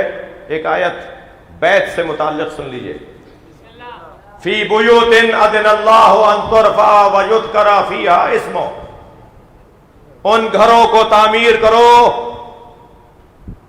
فی بیوت اذن اللہ ان ترفع, جن گھروں میں اللہ کا نام لیا جاتا ہے, اللہ کا ذکر کیا جاتا ہے, ان گھروں کو بلند کرو, تعمیر کرو, سجاؤ سنوارو, گراؤ نہیں, منہدم نہیں کرو, ان گھروں کو مٹاؤ نہیں. قرآن پکار کے کہہ رہا ہے جن گھروں میں اللہ کا نام لیا جاتا ہے ان گھروں کو تعمیر کرو, ان گھروں کو بناؤ, ان گھروں کو سنوارو. اپنے گھر سے زیادہ ان گھروں کو اچھا بناؤ جس میں اللہ کا نام لیا جاتا ہے. فی بیوت اذن اللہ ان ترفع ویذکر فیہا اسمہ. جب یہ سورہ نور کی آیت نازل ہوئی, سرکار نے اصحاب کو بتایا کہ اللہ نے یہ پیغام نازل کیا ہے کہ ان گھروں کو تعمیر کرنا ہے جن گھروں میں اللہ کا نام لیا جاتا ہے. تو ایک صحابی محترم کھڑے ہو گئے رضی اللہ تعالیٰ عنہ, کہا یا رسول اللہ وہ کون سے گھر ہیں کہ جنہیں تعمیر کرنا ہے؟ سرکار نے فرمایا بیوت الانبیاء، انبیاء کے گھر۔ بھائی میں یہاں ایسے آگے نہیں بڑھوں گا، ہمارا عقیدہ ہے اور سینہ ٹھوک کر عقیدہ ہے کہ ہم مولا علی کو انبیاء سے افضل مانتے ہیں۔ ہمارے نبی کے بعد اگر کائنات میں کوئی صاحب فضیلت ہے تو علی۔ ہمارے پاس دلائل ہیں، دلیل سنو۔ اب سے 3 سال پہلے ماہ مبارک رمضان میں ایک ٹی وی چینل پر یہ بحث آ گئی، ہمارے ایک عالم دین نے یہ گفتگو کی تو فوراً شور مچا اور آپ کی راولپنڈی میں ایک FIR بھی کٹ گئی توہین انبیاء کی، اور FIR اس بنیاد پہ کٹی۔ پھر طالب رضوی سے کہوں گا کہ یہ ذرا تحقیق تو کیجئے، ایک ہی تھانہ راولپنڈی کا FIR ہے، کیوں کاٹتا ہے؟ جی توجہ ہے؟ آپ کیوں پریشان ہو رہے ہیں؟ میرا تو سوال ہے۔ FIR کٹ گئی کہ جی جو یہ کہے گا کہ علی مولا انبیاء سے افضل ہیں وہ توہین انبیاء کر رہا ہے اور اس پہ توہین انبیاء کی سزا لگے گی اور FIR کٹے گی۔ پہلے تو میں آپ سے گزارش کروں، آپ سے کہہ کر کسی اور سے کہہ رہا ہوں کہ یہ FIRوں کی بیلنس پالیسی اچھی نہیں ہے۔ یہ پاکستان کے حالات کو مزید بدتر اور مزید مقدر کرنے کی طرف ایک نامناسب اور غیر معتدل عمل ہے۔ کنٹرول کریں۔ ہمارا بھی حال آپ کو پتا ہے، ہم اگر بکتے ہیں تو صرف عزاداری کے لیے بکتے ہیں، ہم سب کچھ قربان کر دیتے ہیں، سب کچھ دے دیتے ہیں، ہمارا سب لے لو، ہم صرف عزاداری کے لیے۔ اس ملک میں ہمارا صرف ایک مطالبہ ہے، ہمیں رونے دو۔ یہ جو جلوس پر تبصرے ہوتے ہیں نا کہ جلوس نہیں نکلنے دو، جلوسوں کو روکا جائے، اس کا سبب بتا دوں؟ میرے ہمارے مزاج میں نہیں ہے بہت زیادہ۔ اب بھی میں کل بھی ایک جگہ گیا تھا تو میں اپنے وہ دوست بھی جنہوں نے بلایا تھا وہ جانتے ہیں کہ 10 دفعہ بلانے پہ 1 دفعہ ٹائم نکال پاتا ہوں، بہت چھوٹا سا ذاکر ہوں، اور اپنے خطابت پر بھی کوئی مجھے بھروسہ اور اعتماد نہیں ہے، یعنی میں اعتماد نہیں ہے، میں خطیب بھی بہت اچھا نہیں ہوں، لیکن ٹائم نہیں ہے تو بہت شوق نہیں ہے کہیں آنے جانے کا۔ مگر ایک دفعہ ایسے ہی ہم ایک نشست میں تھے تو بحث ہونے لگی کہ یہ جلوس فلاں روڈ سے گزر کر فلاں گلی میں جائے گا اور پھر کچھ دیر کے بعد کوئی 15-20 منٹ کے بعد دوبارہ روڈ پر آ جائے گا۔ تو اس گلی میں رہنے والوں میں ایک مفتی صاحب تھے، وہ کہنے لگے ہماری گلی میں جلوس نہیں آئے گا۔ تو جو ڈپٹی کمشنر صاحب وہاں بیٹھے تھے انہوں نے کہا مولانا 20 منٹ کی بات ہے، جائیں گے اور پھر دوبارہ وہ پرانا روٹ ہے جی، 70 سال سے 80 سال سے کرتے آ رہے ہیں، پاکستان بننے سے پہلے کے جلوس ہیں اس ملک میں۔ جب یہ راجہ بازار کا مسئلہ ہوا تھا نا، اس وقت بھی یہ زبانیں چلی تھیں جیسے اب چلنے لگی ہیں۔ تو اس وقت میں بھی ہمارے بزرگوں نے ایک بڑا حسین جملہ کہا تھا، اور وہ جملہ یہ کہا تھا کہ یہ بازار نہیں تھا مگر جلوس تھا۔ تو اگر تمہیں کسی چیز کو کہیں اور لے جانا ہے تو بازار لے جاؤ، جلوس نہیں جائے گا۔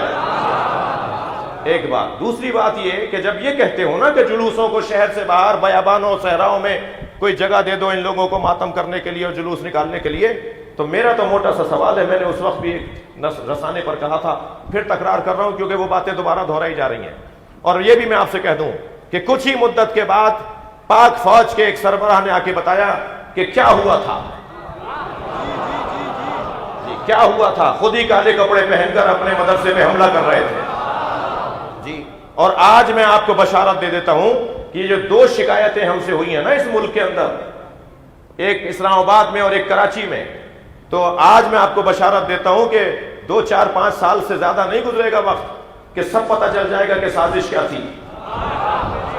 تم نے کل بھی خود بنایا، پورا ڈیزائن کیا، پورا ماحول بنایا اور ہمارے خلاف ماحول بنا دیا، اور اب بھی تم نے خود بنایا ہے اور ہمارے خلاف ماحول بنا رہے ہو۔ میں موٹی سی بات کروں گا، میرے بیان کی اسلام آباد کی آج آخری مجلس ہے، خبردار عزاداری اور تشیع 2 چیزوں کے نام نہیں ہیں۔ شیعت اور عزاداری ایک ہی چیز کو کہتے ہیں. جب تم عزاداری پر پابندی لگانے کی بات کر رہے ہو تو تم سیدھا کہہ رہے ہو تشیع پہ پابندی لگا دو. ہم مدرسہ نہیں بناتے، علم لگاتے ہیں. تھک کر نہیں سنیں گے. ہاں مدرسہ بناتے ہیں، کوئی غلط فہمی نہ ہو، مدرسہ بناتے ہیں، مگر ہم چپے پہ مدرسہ نہیں بناتے، ہم چپے پہ علم لگاتے ہیں. اور چپے پہ علم اس لیے لگاتے ہیں کہ یہ علم نہیں ہے، حسین کا مدرسہ ہے. وہ جو سارے دن ٹنڈے اور ٹماٹر اور ککڑی بیچتا ہے، وہ جو سارے دن محنت کرتا ہے اور ٹھیلا لگاتا ہے اور صبح سے شام محنت کرنے کے بعد رات کو تھکا ماندہ گھر پہنچتا ہے، وہ کپڑے تبدیل کر کے مجلس میں جاتا ہے، اس کا دین ہی ہے. وہ قرآن ہی یہاں کے سمجھتا ہے، وہ دین یہاں کے سمجھتا ہے. ہم نے اس وقت بھی کہا تھا کہ اگر تم نے صحراؤں میں اور بیابانوں میں جلوسوں کو منتقل کر دیا یہ کہہ کر کے شہروں سے باہر لے جاؤ، تو میرا ان سے سوال یہ ہے کہ یہ کون ضمانت دے گا کہ پھر 10 سال بعد جس روٹ پر ہم نکل رہے تھے وہاں شہر نہیں بسے گا؟ لبیک یا حسین، لبیک یا حسین، لبیک یا حسین، لبیک یا حسین، لبیک یا حسین، لبیک یا حسین، لبیک یا حسین. صلوات پڑھیں گے محمد و آل محمد. مختصر کلمہ کو بتا کے ہوا کارساز کون؟ مختصر کلمہ کو بتا کے ہوا کارساز کون؟ گزرا ہے برچھیوں میں عبادت گزار کون؟ مسجد کے سامنے تجھے ماتم ہے ناگوار، دیتے نصر حسین تو پڑھتا نماز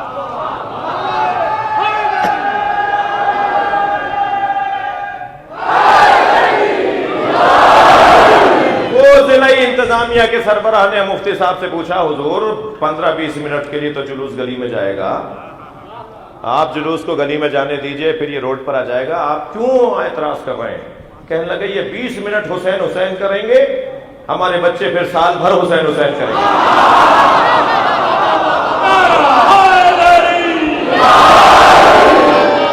سمجھ میں آ گیا آپ کو؟ الحمدللہ اس عزاداری نے اذان کا کام کیا ہے. جیسے اذان متوجہ کرتی ہے نا کہ نماز کا وقت ہو گیا ہے، ایسے ہی امام حسین کی عزاداری اہل بیت کی طرف متوجہ کرتی ہے. اذان تو ہوگی، اذان ہوگی. اور یہ بھی جملہ کہہ دوں، ممکن ہے کسی کو ناگوار گزرے، وہ یہ کہ عزاداری ہماری شہری حقوق کا مسئلہ ہے. آپ کے ہاں سے مجلس ہوتی ہے، وہاں سے جلوس نکلتا ہے، فلاں کے گھر کا جلوس ہے، فلاں کا پرمٹ ہے، فلاں کا پرمٹ ہے. یہ کوئی قومی مسئلہ نہیں ہے، ذاتی مسئلہ ہے، شہری مسئلہ ہے، افراد کا مسئلہ ہے. یہ کوئی تنظیم نہیں ہے کہ تنظیم کا سربراہ فیصلہ کر دے گا. جی یہ کوئی ٹرسٹ نہیں ہے کہ چیئرمین صاحب فیصلہ کریں گے تو سارے ٹرسٹیز کو ماننا پڑے گا. شہری آزادیوں کا مسئلہ ہے، اور شہری آزادیوں میں کوئی قوم، کوئی جماعت، کوئی تنظیم فیصلہ نہیں لے گی. اگر آپ کو پاکستان میں جلوسوں پر کوئی اعتراض ہے تو پھر فرد سے پوچھا جائے گا، اور فرد جواب دے رہا ہے لبیک یا حسین، لبیک یا حسین، لبیک یا حسین، لبیک یا حسین، لبیک یا حسین، لبیک یا حسین، لبیک یا حسین، لبیک یا حسین، لبیک یا حسین. توجہ ہے حضرات؟ عزیزان گرامی، وقت کی تنگی کا احساس بھی ہے اور آپ کی مسلسل عبادت میں مصروفیت، اور آپ کو کسی طرح کی زیادہ زحمت نہ دوں. بات یہ ہے کہ صحابی محترم نے پوچھا، یا رسول اللہ وہ گھر کون سا ہے جس کو تعمیر کرنے کا حکم ہے؟ تو حضرت نے فرمایا بیوت الانبیاء. اب تفسیر دور المنصور، علامہ سیوطی کی تفسیر، سورہ نور کی اس آیت کی تفسیر. اہل سنت بڑا معتبر ٹھکا ہوا نام. توجہ ہے؟ اردو میں مجلس پڑھ رہا ہوں بھائی, کچھ پرانے محاورے بھی سن لیجیے نا. تو ایک مضبوط نام, تفسیر در المنصور علامہ سیوطی, وہ تو سورہ مبارکہ نور کی اس آیت کی تفسیر میں کیا لکھتے ہیں کہ جب ایک صحابی نے پوچھا یا رسول اللہ وہ گھر کون سے ہیں جنہیں بنانے کا حکم ہے, سرکار نے فرمایا بیوت الانبیاء, وہ انبیاء کرام کے گھر ہیں. برابر سے حضرت ابو بکر کی آواز آئی. حسن ہے یہ حسن ہے حضرت ابو بکر کا سوال کرنا تاکہ امت کو زیادہ سمجھ میں آ جائے. یہ مہربانی ہے ان کی, جس کی جو خدمت ہے اسے یاد کرنا چاہیے. حضرت ابو بکر نے فوراً سوال کیا یا رسول اللہ ھذا المکان منہم, مولا علی کے گھر کی طرف اشارہ کر کے کہا یہ گھر ان گھروں میں سے ہے.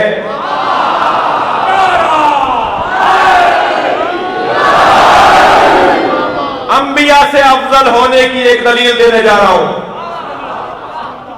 تفسیر در المنصور اس حدیث کو اور کتابوں میں بھی لکھا ہے ہمارے بھائیوں نے. حضرت ابو بکر نے سوال کیا ھذا المکان منہم, وہ جو بیوت الانبیاء جن کو بنانے کا حکم ہے ان مکانوں میں یہ گھر بھی ہے. پہلا تو سوال حضرت ابو بکر کی خدمت میں یہ کہ نبی نے انبیاء کے گھر کی بات کی تھی, سوال بنتا ہی نہیں تھا, لیکن سرکار نے سوال کر کے ہماری الجھن دور کر دی. ہماری الجھن تو پہلے ہی دور ہے اور الجھنیں دور کرنی. حضرت ابو بکر نے سوال کیا ھذا المکان منہم, بیوت الانبیاء میں یہ والا گھر بھی ہے. اب نبی کا جواب سنیں, بے ساختہ سرکار نبی نے فرمایا نعم من افضلھا, یہ ان سارے گھروں میں افضل ہے.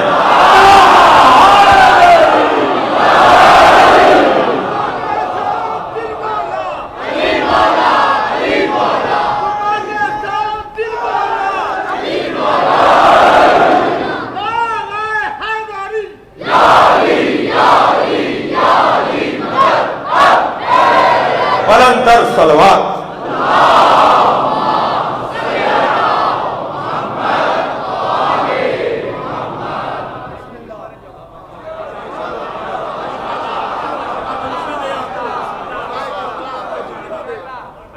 پنجتن کا گھر, جو کپڑے کا اور چادر کا گھر نبی نے بنایا تھا, وہ گھر اتنا مضبوط ہے کہ آج اس گھر کے نام پہ پکے امام بارگاہ بنے.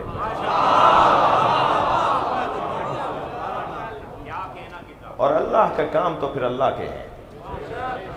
جب اللہ نے طے کر لیا ہے کہ یہ انترفع, بلند رہیں گے, تعمیر رہیں گے, یہ بنے رہیں گے, تم وقتی طور پر ایک گراؤ گے, اس ایک کے گرنے پہ 10 بنیں گے. یہ اللہ کا ارادہ ہے بھائی. وہ کام نہیں کرو جو تمہارے بس کی نہیں ہے. اللہ نے اس گھر کو بنانے کا حکم دیا ہے تو وہ بنانے والا بھی بھیجے گا, وہ بنانے والوں کو بھی حوصلہ دے گا. وہ گھر جو نبی نے بنایا, اس گھر میں میرے عزیزو یہ 5 ہستیاں ہیں. حضرت ام سلمہ رضی اللہ تعالی عنہ فرماتی ہیں یا رسول اللہ میں بھی چادر میں آ جاؤں. سرکار نے چادر کا کونا کھینچتے ہوئے فرمایا انت علی الخیر, تم خیر پر ہو مگر اہل بیت نہیں ہو. اہل بیت بہت ساری باتیں کرنی تھیں, آئندہ انشاءاللہ توفیق ہوگی اسلام آباد آنے کی طرز کروں گا. مسائل بھی مجھے آج پڑھنے ہیں اور زیادہ کوشش ہے کہ وقت لگاؤں مسائل میں. اور جو لوگ بہت دیر سے بیٹھے ہیں, ایک صاحب کہنے لگے اس مجلس میں آنے کے لیے ہمیں 1 گھنٹہ پہلے آنا ہوتا ہے اور آدھے گھنٹے بعد ٹائم لگ جاتا ہے گاڑیاں نکالنے میں. تو بہرحال میں بڑی عنایت مجھے مسائل بھی پڑھنے ہیں. بس اتنا عرض کروں گا کہ اس گھر کی عظمت کوئی اگر جاننا چاہتا ہے تو وہ صحابہ کرام سے پوچھے. اصحاب مصطفیٰ صلی اللہ علیہ وسلم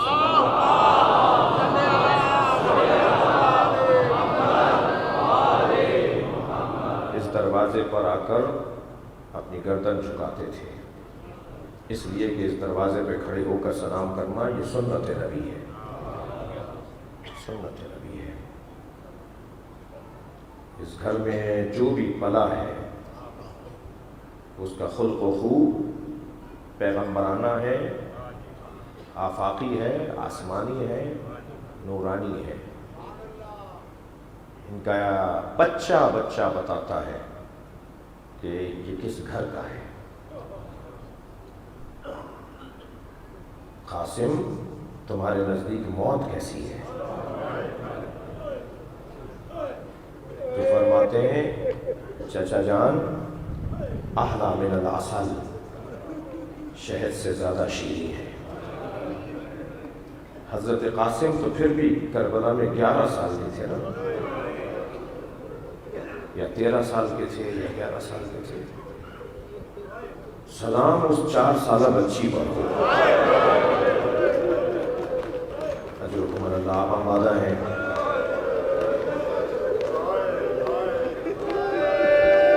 مجھے جلدی نہیں ہے، ایام پرسے کے ہیں، گریے کے ہیں۔ میں چاہوں گا کہ کچھ دیر میرے ساتھ ذرا چلیے۔ کبھی غور فرمایا اس بچی کا زندان میں کیا ہوا کہ رحلت ہو گئی؟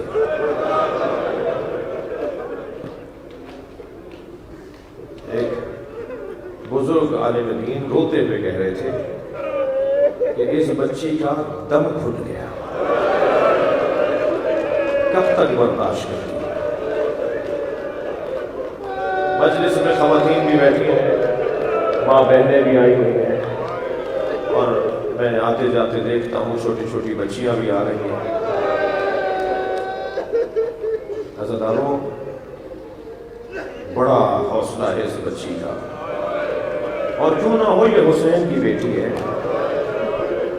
میرے مولا جب گھر میں داخل ہوتے تھے پہلا سوال کرتے تھے سکینہ کہاں ہے، اور جب گھر سے رخصت ہوتے تھے تو آخر میں سکینہ کو پیار کر کے رخصت ہوتے تھے۔ جی،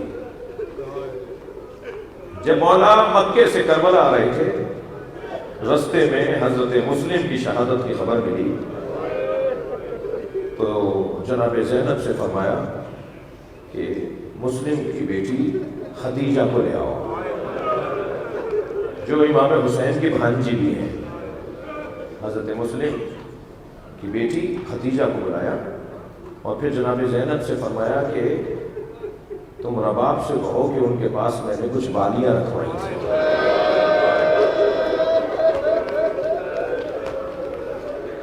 جناب مسلم کی بچی کو امام حسین کے سر پہ ہاتھ رکھ کے شفقت کا اظہار کیا اور بالیاں پہنائی اور کہا آج کے بعد اگر تمہیں بابا مسلم سے کچھ کہنا ہو تو ماموں حسین سے بولنا، تمہارے ماموں تمہاری آرزو پوری کریں گے، تمہاری خواہش کو پورا کریں گے۔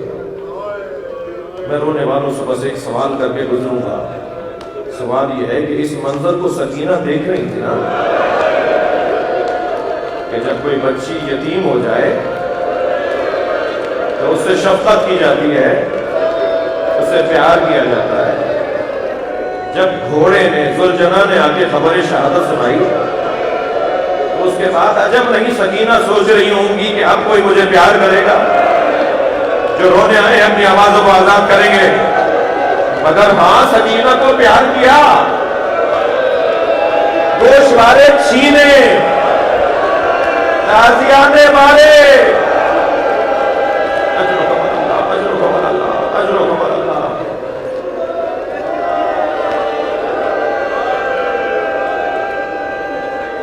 اجرکم اللہ۔ کوئی جلدی نہیں ہے مجھے۔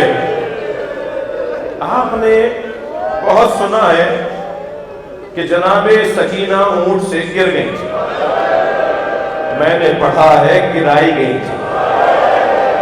یہ دو بڑی مختلف باتیں ہیں۔ ہاں، جب بابا کا سر دیکھتی تھی نا تو کہتی تھی بابا مجھے تماچے مارتے ہیں۔ جب بھائی علی اکبر کا سر قریب سے گزرتا تھا تو آوازیں دے کے کہتی تھی بھیا مجھے اپنے ساتھ لے جاؤ۔ اور بچی کی فریادوں میں پورا قافلہ روتا تھا. کبھی جناب رباب کے رونے کی آواز آتی، پورا قافلہ روتا تھا. تو ایک شخص نے، ایک ظالم نے دوسرے ظالم سے کہا کیا کریں اس بچی کا رونا بند ہو جائے. تو ابن رجب نامی ایک ظالم کہتا ہے کہ تم اس کا اونٹ آخر میں لے آؤ، میں اسے اونٹ سے گرا دوں گا، تم قافلہ آگے بڑھا دینا. سنیں گے ذرا رو، اس ظالم نے بیوی کا دامن پکڑ کر گرا دیا. سکینہ اونٹ سے گر گئی، قافلہ آگے بڑھا. بیوی پیچھے پیچھے دوڑتی آ رہی ہے، پھوپھی اماں میں گر گئی، بھیا سید سجاد میں اونٹ سے گر گئی. عزادارو میں نے کہہ دیا آپ رو رہے، ابھی اس ممبر سے اگر میں گر جاؤں تو کوئی وہاں سے پڑھے گا کہ کیا ہوا، کوئی کہے گا آپ کو چوٹ تو نہیں لگی. کبھی زینب گرتی ہے، کبھی سکینہ گرتی ہے. اجر و کمال اللہ، اجر و کمال اللہ. سر حسین نیزے پر بلند ہے، جناب زینب کی نگاہ گئی، حسین رو رہے، امام کی آنکھوں سے آنسو جاری ہیں. آواز دے کر کہا بھائی حسین کس بات نے رلایا؟ آواز آئی میری سکینہ گر گئی. جیسے ہی بی بی زینب نے یہ سنا خود کو اونٹ سے گرا دیا اور گئی ہے اس جانب جہاں سے قافلہ آ رہا تھا. آواز دیتی جا رہی ہے سکینہ کہاں ہو، سکینہ کہاں ہو. سامنے دیکھا ایک درخت کے سائے میں ایک کالے برقعے میں بیوی ہے، وہ بچی کو گود میں لے کر بیٹھی ہے. جناب زینب آگے بڑھتے بڑھتے سوچ رہی ہیں کہ یہ کون ہے جو ہم پہ رحم کر رہا ہے، ہم پہ تو کوئی رحم نہیں کرتا. پھر سوچ رہی ہیں کہ سکینہ کس کی گود میں سو گئی. جب قافلہ رکتا تھا رسیاں کھولی جاتی تھیں تو جناب رباب کہتی تھی سکینہ میری گود میں آ جاؤ، تو کہتی تھی مجھے بابا کی گودی چاہیے. کبھی پھوپھی زینب کہتی تھی میری آغوش میں آ جاؤ، تو فرماتی تھی پھوپھی اماں مجھے بابا کے پاس جانا ہے. سکینہ تو کسی کی گود میں نہیں آتی. یہ کون ہے جس کی گود میں آ گئی، سو گئی ہے. قریب جا کر بیٹھی اور کہا بی بی میں زہرا کی بیٹی زینب ہوں، میں آپ کی جنت کی بشارت دیتی ہوں، میں آپ کی شفاعت کی ذمہ داری لیتی ہوں. یہ جو بچی تمہاری گود میں ہے یہ میری بچی ہے، میرے بھائی حسین کی بچی ہے. مجھے بس اتنا بتا دو کہ تم نے ہم پہ رحم کیوں کیا. تھکے نہیں عزادارو، آوازوں کو آزاد کریں گے. مجھے اتنا بتا دو کہ تمہاری گود میں یہ سو کیسے گئی. دونوں سوال سنے تو اس بی بی نے نقاب ہٹائی. ایک بیٹی نے ماں کو بیٹھے دیکھا،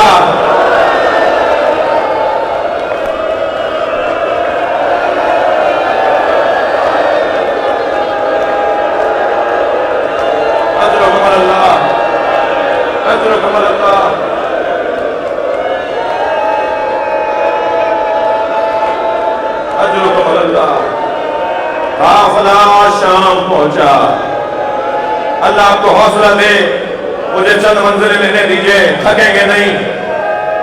جناب رباب کی دعا آپ کو حاصل ہے. جناب رباب نے اپنی کنیزوں کو مجلس میں روتے ہوئے دیکھا. مجلس ہو رہی تھی، بی بی کی کنیزیں رو رہی تھی. تو جناب رباب نے مصلا بچھا کے دعا کی، یا اللہ یہ میرے حسین پہ رو رہے ہیں، یہ میری کنیزیں میرے حسین پہ رو رہی ہیں.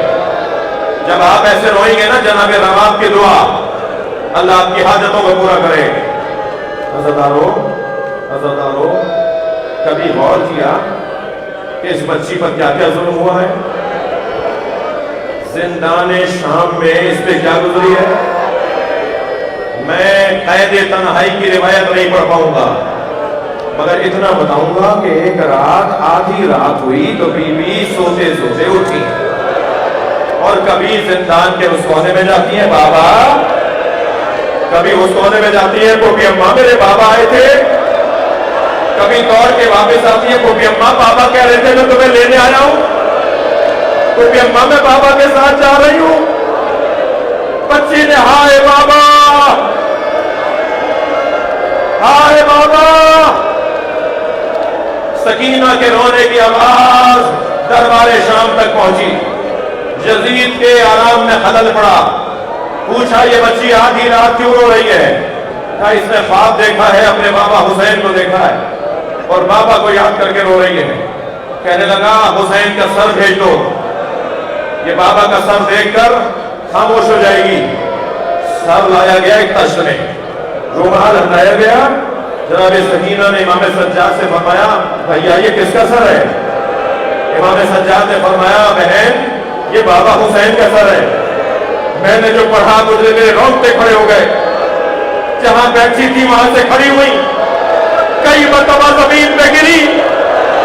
बच्ची ने बाबा का सर उठाया, लबों पे लब रख के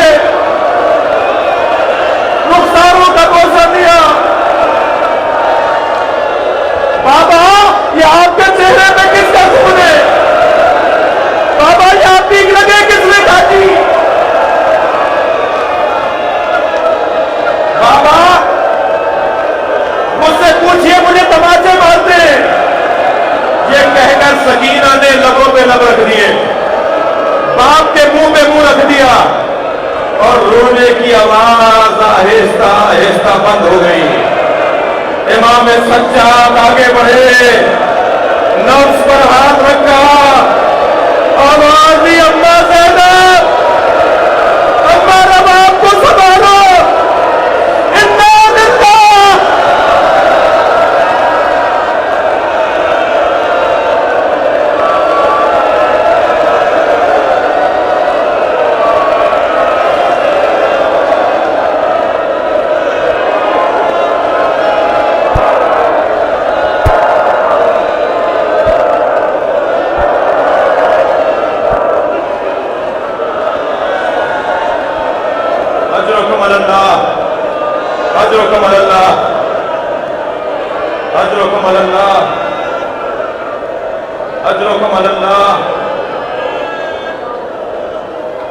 सकीना का दम निकल गया।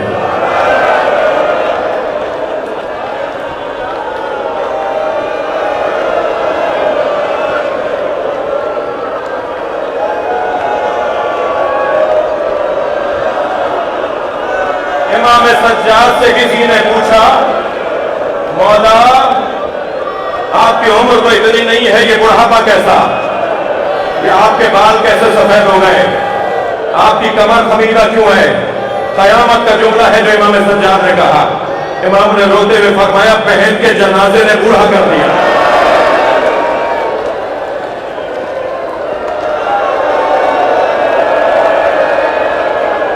दरो दीवार रो रहे हैं। आज मरकजी इमाम बारगाह क्या दरो दीवार रो रहे हैं। आपके दरमियान से कोई रोने की आवाज हो सकता है इमाम सज्जाद की भी हो। बीवियों अदब से उठना, खवातीन से कह रहा हूं तहजीब और अदब का ख्याल रखना, किसी को धक्का न लग जाए। हो सकता है जनाब ज़हरा आई हो।